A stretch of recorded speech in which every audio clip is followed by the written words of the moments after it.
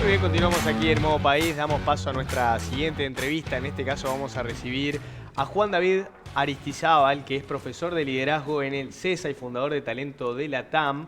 Y está también con nosotros Marcela Meléndez, que es economista jefa adjunta para América Latina y el Caribe Banco Mundial. ¿Dije bien? Bienvenidos a Muy ambos. bien. Bienvenidos.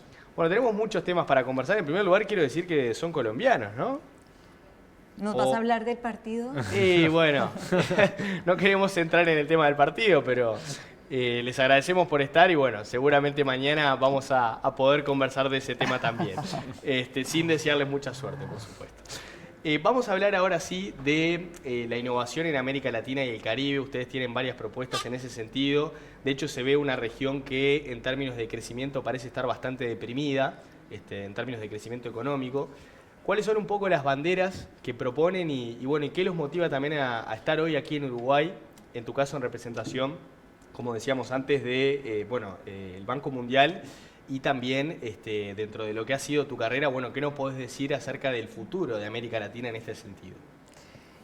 Estoy en Uruguay porque ayer organizamos un evento muy lindo, grande, en asociación con el gobierno uruguayo, con el Ministerio de Economía y con el Uruguay Innovation Hub, para generar una conversación importante alrededor de estos temas, construyendo sobre el trabajo de muchos años del economista jefe para la región, que es Bill Maloney. Él es una persona que lleva una agenda desde dentro del Banco Mundial importante y linda, pensando en qué tenemos que hacer para poder poner a crecer las economías. Cuando piensas en América Latina y el Caribe, es una región que hace una década casi que no crece, con poquita variación, y lo que entendemos es que detrás de eso está la baja productividad en el nivel, al nivel de las empresas y la baja capacidad de innovación. Tenemos un mercado de producción, un mercado laboral que se caracteriza por unas firmas gigantes, tal vez esto les va a resonar a ustedes, unas firmas gigantes, y muchísima fuerza de trabajo fragmentada en pequeños negocios y trabajando en empresas unipersonales, y más bien una capa pequeña de empresas con potencia, pequeñas, medianas y grandes, que realmente jalen el crecimiento. Entonces aquí estamos tratando de... ¿Por qué la innovación? Tú me decías, porque pensamos que es una de las cosas absolutamente necesarias que tienen que pasar para que la región deje de ser caracterizada como región de bajo crecimiento y como región de baja igualdad. Es una de las regiones más desiguales del mundo. La productividad de cada una de las personas contribuye al ingreso de cada persona. Tenemos que jalar la productividad.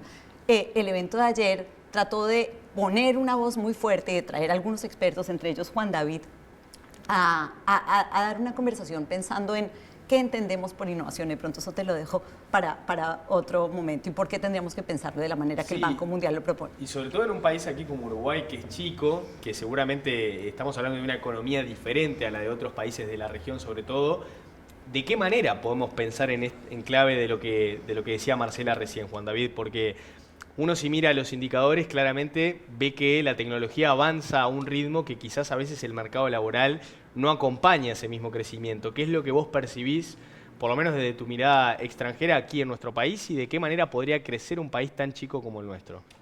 Yo creo que el país está teniendo, primero, una transformación de mentalidad. Digamos, ayer en el evento habían muchos empresarios y la gran pregunta que se están haciendo es ¿cómo lo hacemos? Y yo creo que es una pregunta que se hace la innovación y que ayer buscábamos en el evento resolverla, porque cuando tú dices chico, yo creo que esa es la gran oportunidad que tienen, y es que hay todo para explorar de manera de laboratorio, con soluciones que son rápidamente testeables para expandirlas a toda América Latina. Y yo creo que la mentalidad del testeo, y esto yo creo que nos están viendo mamás o papás, la gran pregunta es uno cómo tiene la mentalidad de testear cosas. Y la única forma de testear tiene que ver con una palabra muy importante, es aprender a fracasar. Ayer veíamos como varios emprendedores, como gobiernos de América Latina contaban con mucha tranquilidad cuando han fracasado. Y creo que esa palabra también se vuelve muy relevante hoy para el país, porque muchas veces a quien fracasa, a quien lo intenta, lo vemos como en negativo. Y hay una gran oportunidad, si uno es papá, si uno es mamá, si uno es empresario, es preguntarle a la gente de al lado, ¿usted en qué ha fracasado? Porque lo único que muestra ese fracaso es que alguien fue valiente de intentar algo, sea desde el gobierno, desde la empresa privada, desde donde sea, y con eso vamos a tener mucha mayor innovación. Podemos ser chiquitos, pero si logramos testear, creo que podemos generar innovaciones para el mundo entero. No, y tal vez ver en qué fracasó, por qué fracasó y no repetirlo. ¿De acuerdo? Es ese proceso de aprendizaje. Claro. Yo tal vez quisiera condimentar lo que acabas de decir con algo que para nosotros es muy claro.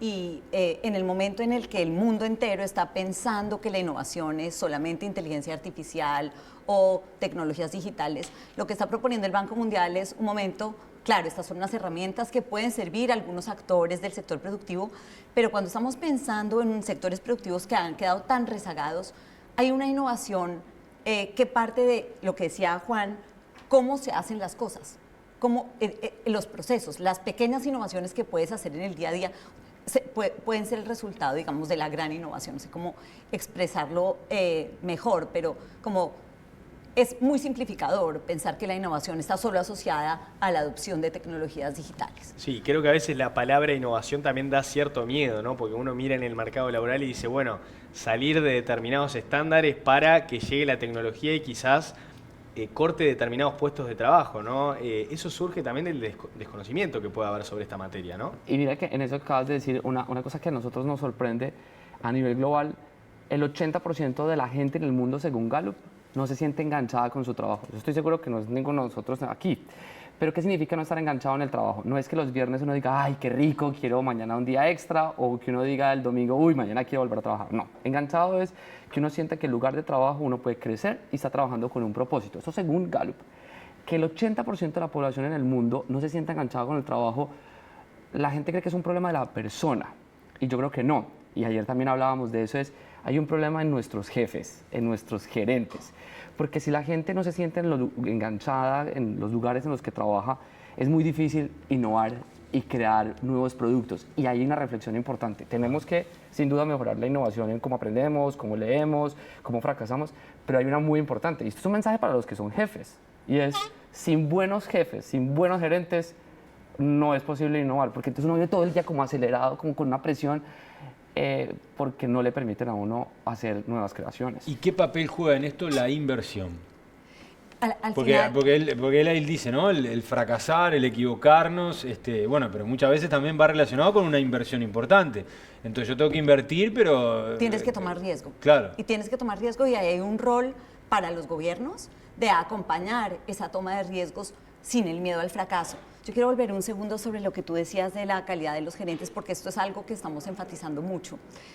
Hay una cosa que nos sorprende. El Banco Mundial tiene estos indicadores de calidad de gerencia, objetivos, donde mide a todos los países del mundo a través de unas encuestas empresariales. Y lo que encuentra es que los países de América Latina rankean muy bajito en calidad gerencial.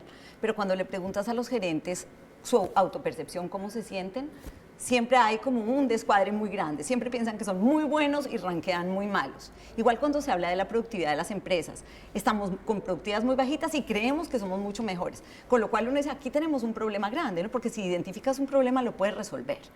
Tuvimos un panel muy lindo, el evento quedó grabado en línea, yo quiero hacer un poquito de propaganda, porque creo que fue un momento de aprendizaje para todos los que estábamos ahí presentes, y tuvimos un panel con 3 empresarios, un empresario uruguayo, uno colombiano y uno peruano, que por supuesto son unos empresarios destacados, digamos, esos que han logrado de alguna manera hacer ese movimiento de cintura para sortear muchísimos problemas, y fue una gran aventura oírlos, porque son estas personas que están en el sector real, sus negocios no son negocios de tecnologías digitales, y tú hablas con ellos y los oyes y entiendes lo que es un gerente que está pensando en cómo aprender constantemente, entender cómo mueve el conocimiento hacia adelante, cómo agarra lo que está ahí afuera y cómo entiende los momentos de crisis como una oportunidad. Está buenísimo esto que decís, porque lo que te iba a preguntar es qué han hecho las empresas acá en Uruguay, justamente, ¿no? Yo te podría hablar quizás del rubro más periodístico, donde los diarios implementaron, por ejemplo, en el caso del País, del Observador,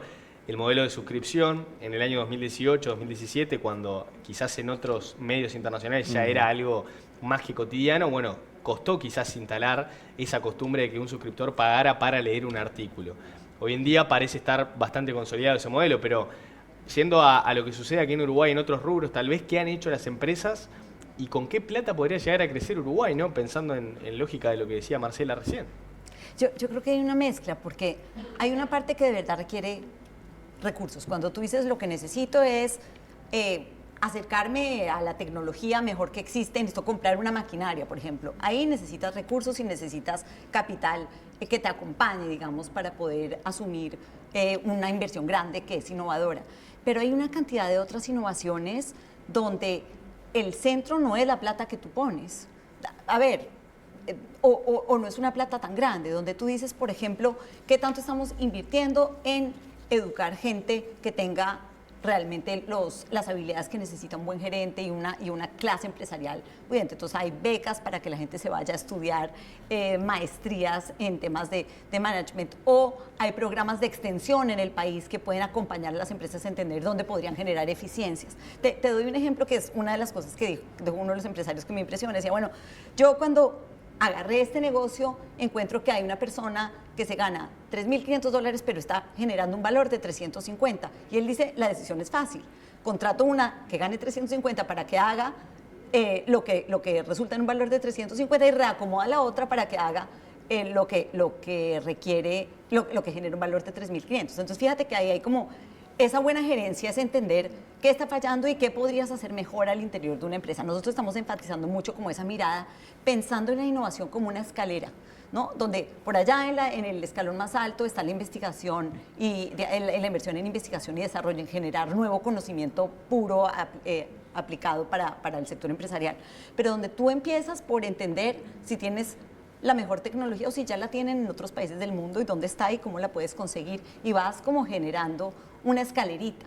Y todo eso es innovación, y todo eso está asociado con generar mejores empresas que puedan competir en los mercados internacionales, que puedan enfrentar la competencia de otros países sin reventarse, ¿no? Porque estamos en un mundo donde por ahí tenemos unas pocas empresas que apenas llega la competencia de China, por ejemplo, logran acomodarse y logran competir y hacen inversiones rápidas para tener, digamos, como estar como más cerca de la frontera tecnológica. Pero tenemos un número muy grande de empresas, y esto es Uruguay, pero es América Latina, digamos. Y te diría que Uruguay es un país que está por encima del promedio en lo bueno, en una cantidad de dimensiones de América Latina, pero aún, digamos, le aplica lo que voy a decir, de empresas que realmente se van a apretar, van a tener que contraerse o pueden desaparecer porque no están teniendo, digamos, el nivel de productividad, no están suficientemente cerca de la frontera en cómo hacer las cosas de la manera más eficiente. Me quedo con el mensaje de innovás o desapareces. En algún momento tenés que hacer ese quiebre. Pero condimentado con lo siguiente, ¿cómo generas la motivación para? ¿No? Claro. Porque puede ser que la competencia sea una manera, y seguro lo es, o una cosa que nos impresionó, la pandemia, para los 3 empresarios que estuvieron presentes, cuando dice, bueno, la pandemia fue un momento terrible, fue un momento de repensar sus negocios, de hacer eficiencias, y, digamos, los 3 negocios se dispararon después de la pandemia, que es algo muy interesante, como que entiendes que la dificultad, cuando tienes un gerente que está pensando adecuadamente, puede ser un movilizador de decisiones virtuosas para andar en un negocio. La pregunta grande es desde el gobierno, ¿cómo haces para que esto no sean los 3 empresarios que pueden llegar al panel aquí a montar qué pasó? No trajimos a todos los que se rompieron durante la pandemia, digamos. Claro, ¿no? es interesante. Marcela, ¿dónde está ese material para que quien lo quiera ver? Que me decía que fue grabada la instancia.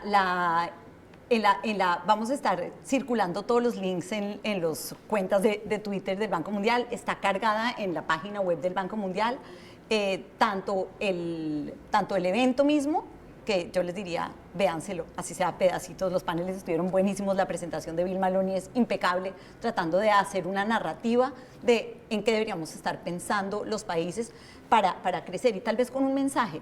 No hay bala mágica, no es como que tú me digas, bueno, ¿y qué hacemos mañana para aprender el crecimiento? Y diga, mira, tienes que hacer esto y esto. Hay un proceso, pero si uno tiene clara la meta y el camino, es más fácil ir construyéndolo, y creo que el trabajo de Bill va en esa dirección. El evento fue, como les decía hace un momento, como también una celebración de ese trabajo muy largo. Están los libros de ese trabajo, que son 8 tomos disponibles, todos en línea. Y una cosa muy linda es que en Uruguay, gracias a, digamos, este trabajo conjunto con el gobierno, se presentó ayer el resumen ejecutivo del último, yo diría, no del último libro de la serie, pero del libro que hace como un arco en esa serie, que es el libro que recoge todo ese aprendizaje de muchos años y lo aplica a América Latina y el Caribe. Ese libro está disponible en línea. Se llama Recuperando el siglo perdido. De crecimiento. De crecimiento.